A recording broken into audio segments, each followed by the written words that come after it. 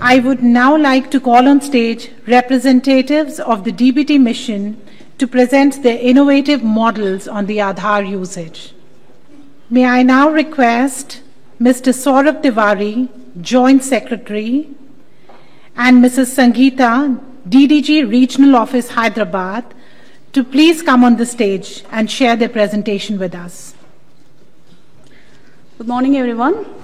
I welcome you all for this session of sharing of best practices of Aadhaar-based DBT. In this session, we would be deliberating on the evolution of Aadhaar as an enabler of DBT, challenges faced, successes scripted so far, and way forward from now on. We have with us Shri Saurabh K. Tiwari, Joint Secretary, Cabinet Secretariat, who is a Senior Officer of P&T Accounts and Finance Service of 1993 batch. In a career spanning nearly 3 decades, he has worked in various capacities in Government of India and various PSUs. In his current assignment, he handles the Direct Benefit Transfer Scheme in the Cabinet Secretariat. We also have with us Ms. Sanchita Shukla, Joint Controller, Civil General Accounts, a Senior Officer of Indian Civil Account Service of 2000 batch, who would share her experience and views about PFMS, the Fund Flow and Payments Cum Accounting Framework of Government of India. Welcome, sir. Welcome, ma'am. Good morning, everyone.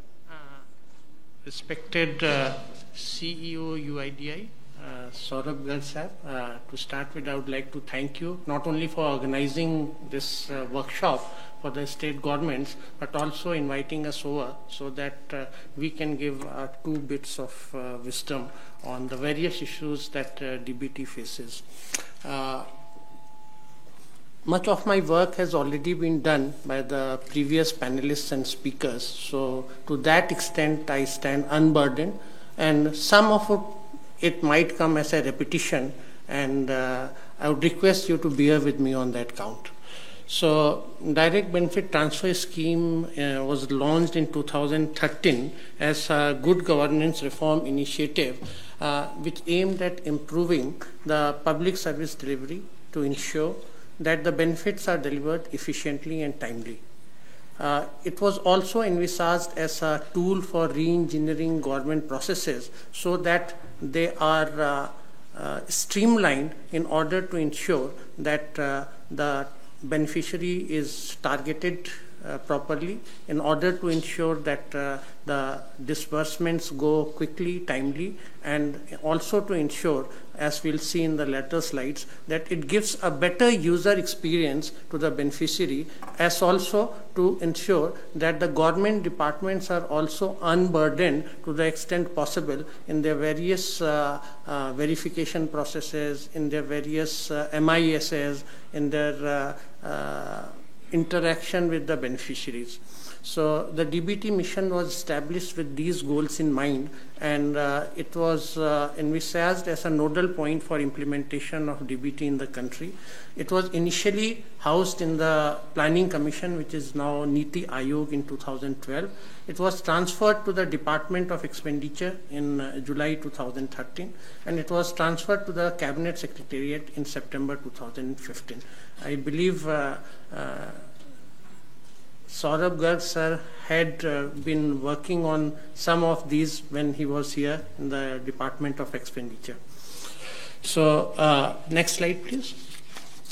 Our journey so far has been that January 2013, 24 schemes in 121 districts were identified, and subsequently in December 2014, 34 schemes in all districts of the country were identified. Then all central schemes in all districts in February 2015. In March 2016, it was expanded from not only cash schemes to in-kind schemes also.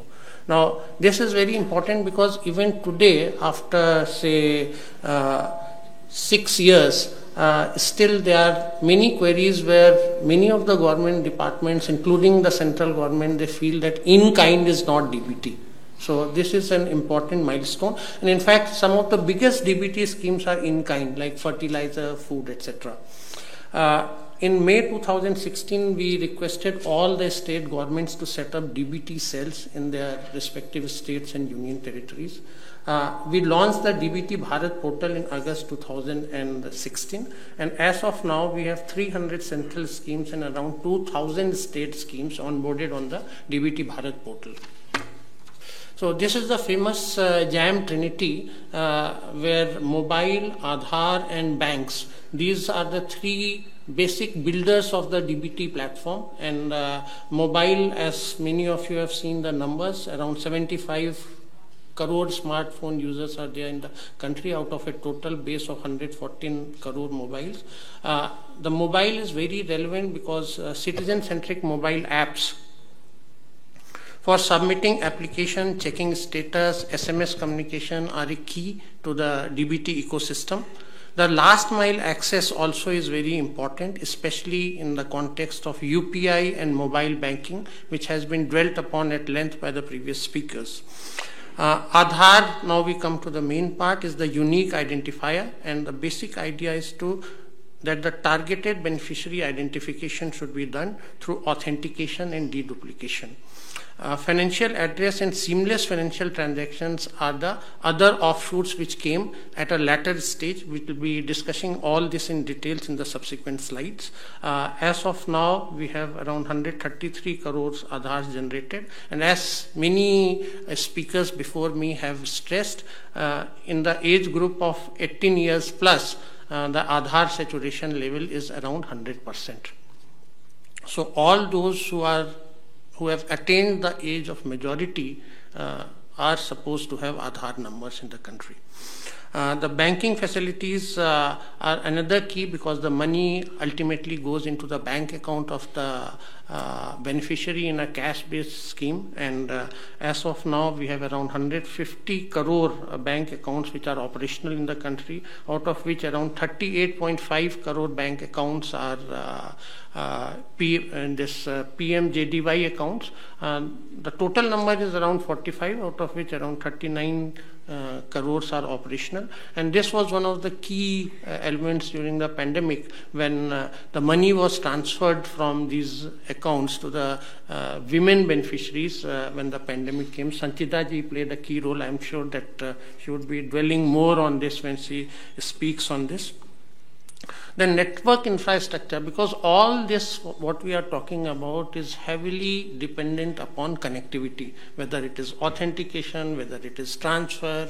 So for that we have to ensure that robust connectivity is available in the country, and for that the network infrastructure is a key enabler, and the Department of Telecom under the aegis of Bharat Broadband project is providing connectivity to 250,000 gram panchayats in the country. The key activities in DBT implementation are that nodal officers are appointed across all states and ministries. The assessment of a scheme for DBT applicability is a key component, whether the scheme's nature is such that it can come within the purview of the discipline of direct benefit transfer. Then if it is an existing scheme, business process re-engineering might be required in order to customize is better for meeting the ends of service delivery. If it's a new scheme, again, we need a digitization through a scheme management system. One of the key elements is that especially during the pandemic, we found out that we have to reach the last mile at the palm of the citizen. That is, the citizen is able to apply online, and if the online facility is also available in the form of a mobile app, it would go a long way in bridging the last mile, and that is one of the key areas which we have been driving in the last 2-3 years.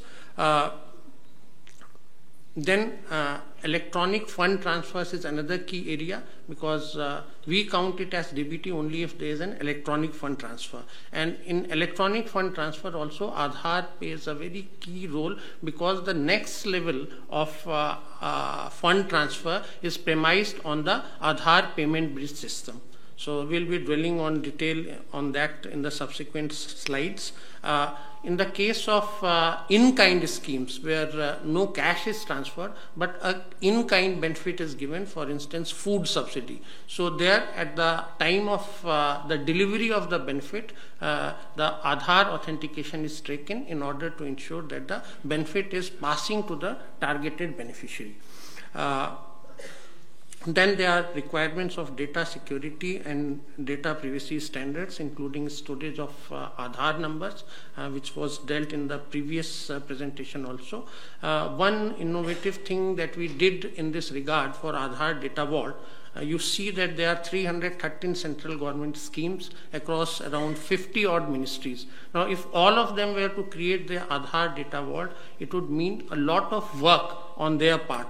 And a lot of work for very, very small schemes also, which might not be very viable. So what we did, we requested for a centralized Aadhaar Data Vault where all the participating ministries could just place their indent and their data, their Aadhaar numbers could reside on the Aadhaar Data Vault. And this was done not only for the schemes but also for PFMS, which is the payment gateway for the whole system. So this aspect maybe many of the state governments can also replicate in their state, so that every department who is running a DBT scheme does not have to create their own data vault, do the tendering, do whatever is required, do the feedback, etc. If there is one centralized data vault, it would be of great help.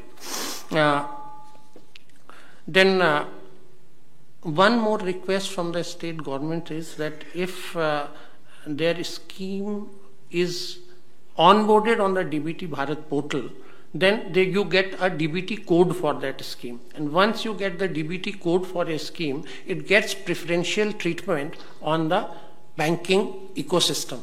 The failure rates are much lesser. There is a system whereby all those failures are monitored. So if you have a DBT scheme, as of now we have around 2,000 state DBT schemes which are on the DBT Bharat portal who have generated their DBT scheme code. The others which haven't, I would request them to do so, because it would help not only a faster delivery of benefits, it would also help you in monitoring those deliveries, that they are going timely, so that the citizen has a better experience. We have also developed a citizen-centric mobile app on Umang. That is, Umang is hosted by NEGD, wherein many of the government schemes, government services, they are at one place. So instead of downloading a number of apps which are related to government, if you just download Umang, you will have so many government's app readily available.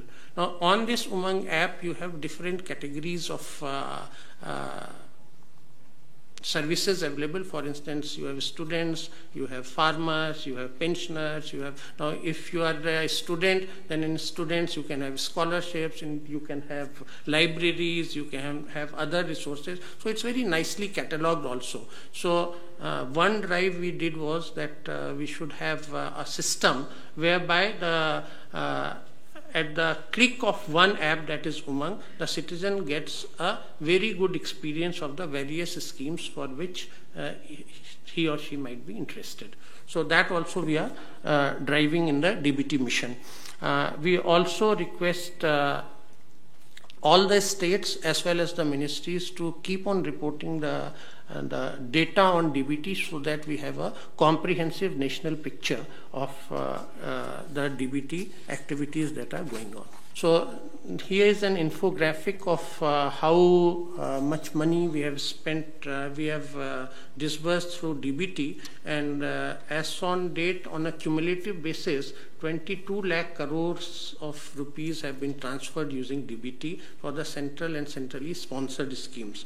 And as you see in the first graph, the numbers are constantly growing. The 21-22 numbers are provisional because we are just about to finalize it, and the beneficiaries are also continuously going, especially from 17-18 onwards. The growth has been very steady. So this is how DBT schemes have progressed in the country. Now, what do we do in DBT mission? We develop a policy framework for implementation, and it has all the elements that we discussed. We have a DBT Bharat portal, which is a repository of all DBT related information, and integration with state DBT portals and scheme portals is also done on the portal.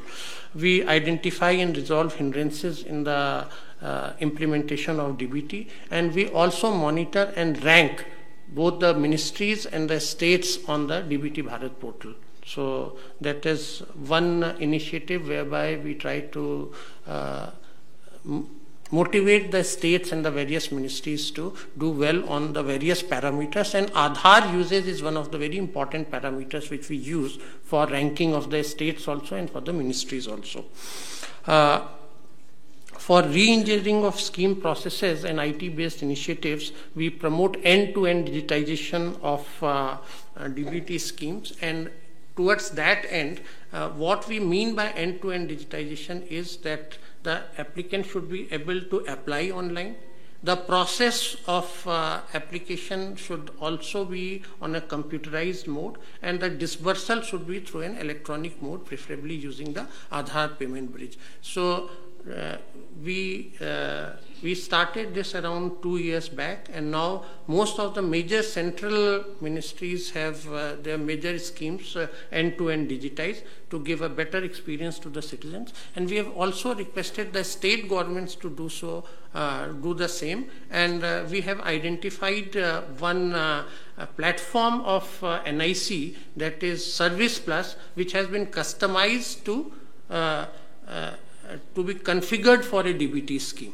So if you have very, very small schemes which do not require, which do not justify spending a huge IT budget on their development, you can use Service Plus for that purpose. And the Service Plus is already integrated with many of the players on the DBT ecosystem. And this is also very free for all of you. So I would request the state governments to avail the Service Plus platform for end-to-end digitization of their schemes, and get a very easy solution and a cost-free solution. They don't charge anything for that, for end-to-end digitization of your DBT schemes. For instance, PFMS is integrated with the Service Plus.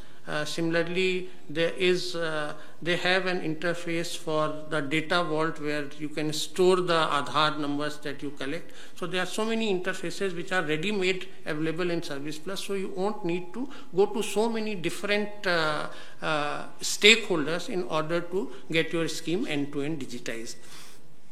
Then we also look at the DBT payment ecosystem, which I was referring to you earlier, why you should generate the DBT scheme code. So we keep a watch on the DBT payment failures, and in coordination with RPI, NPCI, that is National Payment Corporation of India, PFMS and banks, so that the payment failures are minimized.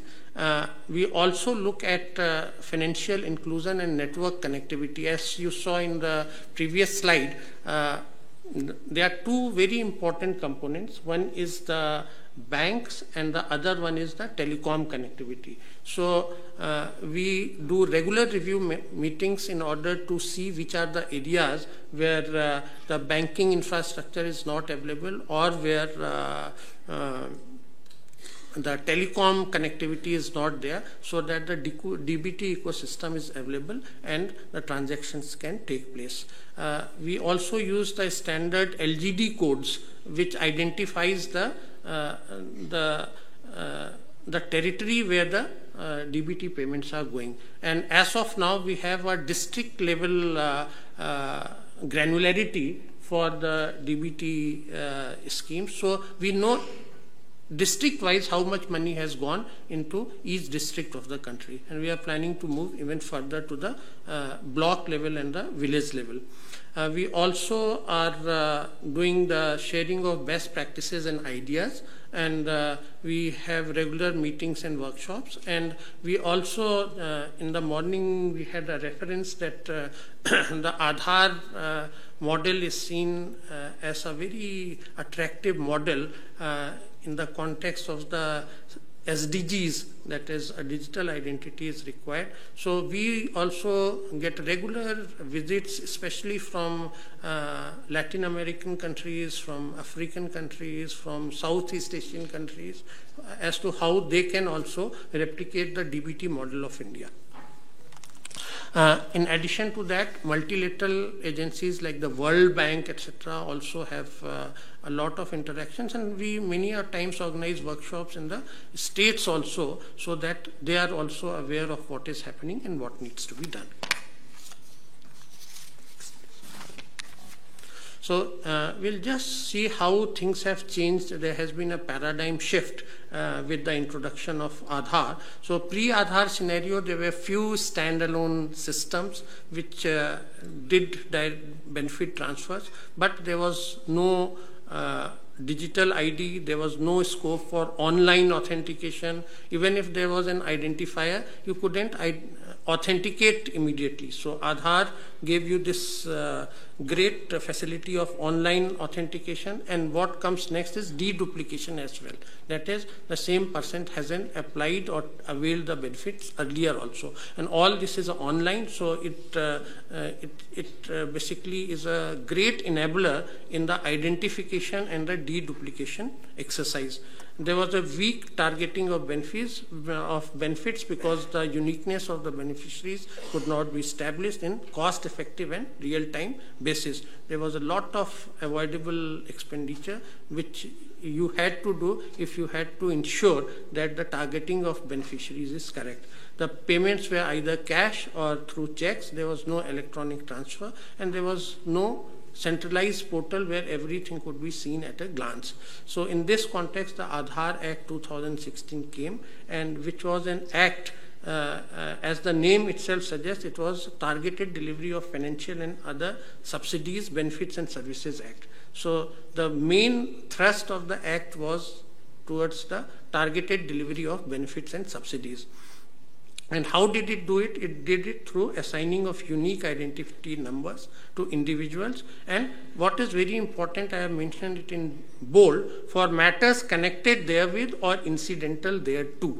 So it is not that it stops at giving you an unique identity in the electronic form. It is also supposed to go beyond that, especially in the domain of matters which are connected or incidental to this delivery of benefits.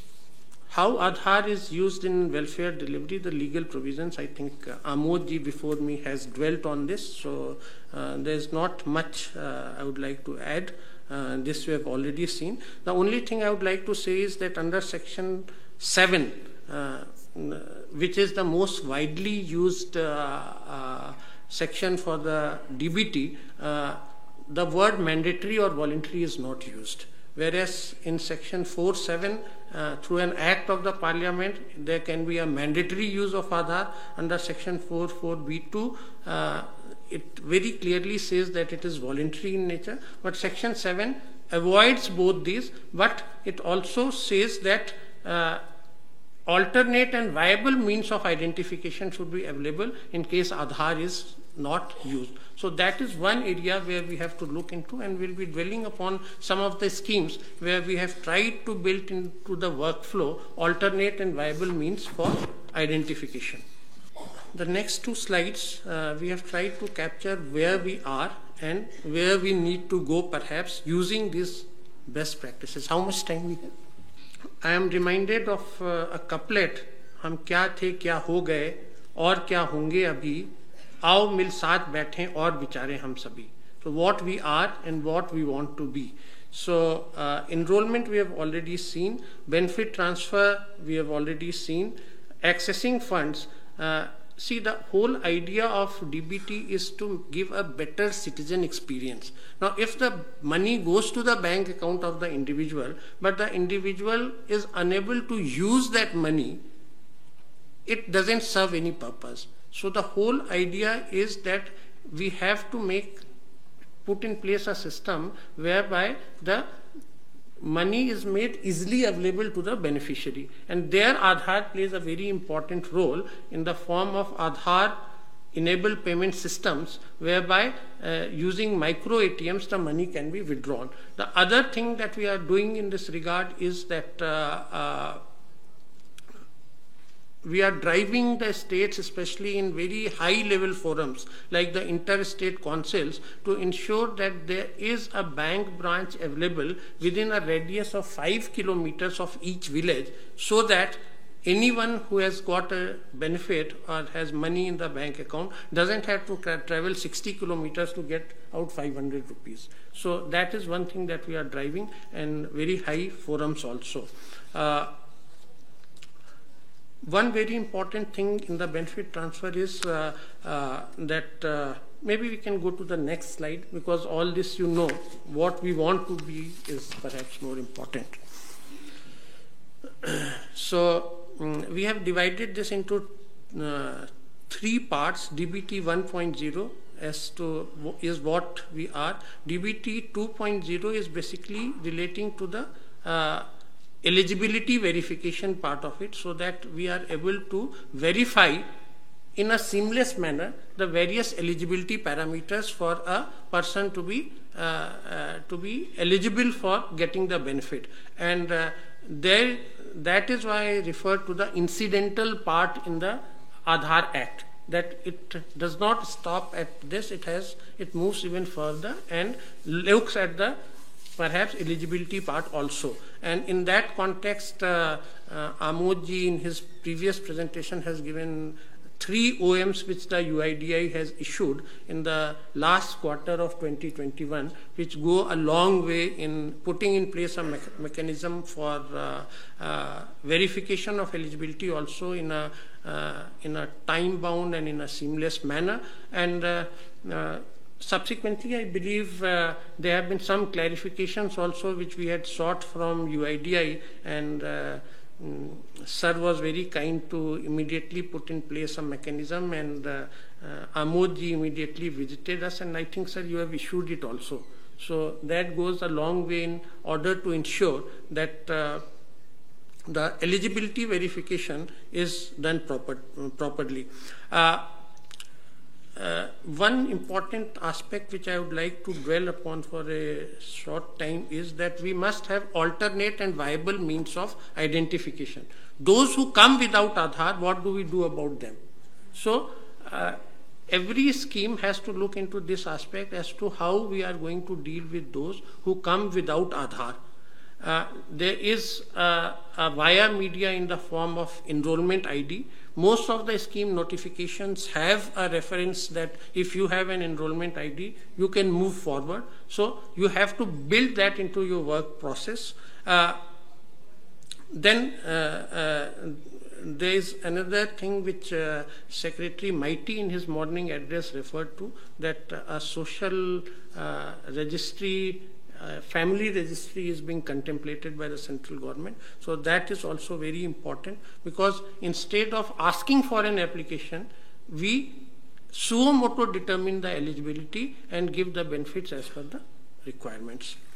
In the Aadhaar ecosystem, another very important aspect is that if you get an application without Aadhaar, how do you deal with it? So the first part is that the workflow should be built in such a manner that people are encouraged to give their Aadhaar number in the first place.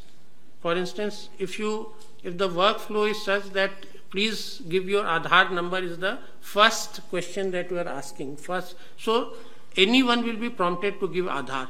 Now, in case you don't have Aadhaar, these are the other identities. So just the way you have framed the question will help you in getting Aadhaar in the first instance. If the same scheme has a workflow which says that give any of these and Aadhaar is, say, listed in the end, so the probability of capturing Aadhaar at that instance becomes low. So please ensure that your workflow is designed in such a manner that you nudge people to give Aadhaar in the first instance. The second part is that even if Aadhaar is not there, then the non-Aadhaar applications should go through a greater degree of scrutiny, because they lack the authentication which an Aadhaar authenticated application has.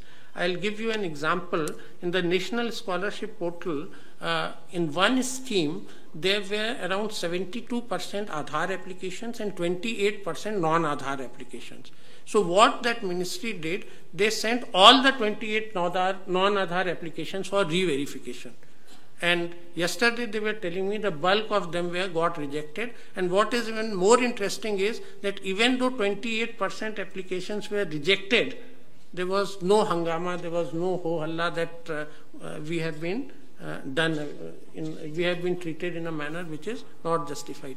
So if you have in your processes a system whereby the non-Aadhaar applications are stringently re-verified, your system would have a greater degree of targeting also, and maybe in the subsequent years those applicants would not come also into the system. Next slide. So I'll quickly end. Yeah. So social registry we have already talked about. Many of the states have already put in place some sort of social registry or in the process of doing so. Rajasthan, Telangana, Haryana, Madhya Pradesh, Karnataka, Odisha, Assam, and many of them are using Aadhaar as an identifier for this also. Social registry could be populated by using the various existing databases, and sharing of information across these databases is very important, because only then you will be able to build up a system which is very robust and which ensures that the verification criteria are met. So online registration, we have already done the first part of it. You should be very clear what type of authentication you want depending upon the nature of the scheme, whether it is demographic, OTP, biometric, or combination of these. Then frequency also is very important. Either it can be at every instance like it is done in the food, then there are some where it is done on an annual basis like in pensions, annual life certification, and then there would be some which require at a particular instance. For instance, in Matritva Vandana Yojana, you can take the benefit, the first tranche and the second tranche without Aadhaar, but the third you have to give Aadhaar necessarily. Next. Nudging we have already done. Yeah. Simplified process for beneficiaries with Aadhaar. This is also very important, because if someone gives Aadhaar, we had some discussions in the previous sessions that we can automatically pull the information using Aadhaar from the other related databases, so that they don't have to fill the information themselves. From the Aadhaar itself, we can put the picture, we can put the name, address, etc. in an autofill mode. So that makes the Aadhaar person's life easier. And then consent is also very important, because especially in the light of the 3 OMs which have been issued in the last year, so that the consent is broad enough and also compliant with law, and we can use the various government databases for this purpose. The Aadhaar data vault we have already discussed, so there's hardly anything. At the time of processing applications also, everything we have discussed is except physical verification of sample cases. So my request to you would be that please look into the physical verification also, although electronic verification is the basis of everything, but physical should not be left behind also. And we also need to promote the Aadhaar payment bridge, because the failure rates are much lower. I think it is around 1/7 of the failure rate, as NPCI has told us, for the non-Aadhaar. And one problem that the beneficiaries face while linking their bank accounts is that some question was also there in the case of Airtel. So what we are trying to do is to have an online facility where the citizen himself can go and link the choice of bank account on the Aadhaar, on the NPCI mapper. Aadhaar enabled payment systems we have already discussed. And last slide is with regard to savings. This is the savings that we have done, around 2,22,000 crores of savings we have made on a cumulative basis. The main are PDS, PAHAL, Manrega, fertilizer, etc. So ultimately we have why we are using DBT with Aadhaar. This is the saving that is accrued. So thanks a lot. Ma'am, can you please? Yeah, a very good morning to all. Respected Saurabh Garg sir, Saurabh Tiwari sir. I've been asked to speak a little bit on PFMS and to give a brief idea about what PFMS is. Actually, the topic itself is so big that if we start to covering it and go module-wise, it would take the whole day. So I would just try to bring it between 5-10 minutes so that we can just go across the whole thing. I don't have a presentation with me, so I would just give you an idea about how it all began. In 2009, basically the PFMS began, in which under the aegis of Niti Aayog, it started as a simple MIS for the plan schemes. But later on, it has developed into a big platform where all the DBT payments and non-DBT payments as well are being routed through. Saurabh Tiwari sir has already elaborated on how the DBT has touched lives of the millions and how efficiency and effectiveness in the delivery mechanism has been brought about. And the means and the platform and the payment gateway that has been is PFMS. As we all know, DBT is a very high priority and focus area of government. We need to have a very robust system in place to support it. And through PFMS, we've tried to do that. The various components in the DBT implementation and PFMS scheme include the beneficiary account validation system. We have a payment reconciliation platform which is integrated with RBI, NPCI, Public and Private Sector Bank, Regional Rural Bank, and other cooperative banks. And PFMS is presently integrated with 500 plus banks and has also been providing the account validation and payment facilities. We also have the facility in which we integrate with the external system. Many of the state departments have contacted us to get their system integrated with our system so that the payment can go seamlessly. So we have around 600 integrated system at present. There have been a huge number of DBT transactions that have happened. About 145.27 crores is the total number of transactions that we've had. And especially this increased during the COVID-19. I think we have already dealt with earlier in the earlier session as well, that COVID-19 has in that way given an opportunity to PFMS to have an outreach to and provided us this platform where we can really help them out in some way. It has, during COVID-19 pandemic, DBT was actually a boon in providing the relief to the millions of citizens. I would just want to say that the highest number of transactions that were recorded a single day was on 30th March 2020, and the number was about 2.19 crore transaction, which was largely driven by DBT payment.